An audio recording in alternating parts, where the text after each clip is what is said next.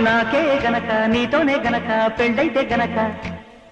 తర్వాత ఏమి చెయ్యాలి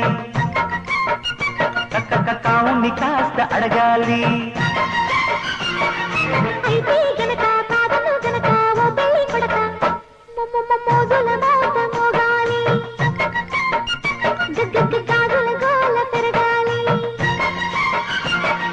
ఆహా అంటూ ఉంటే వింటున్న వాళ్ళు వేడెక్కిపోవాలి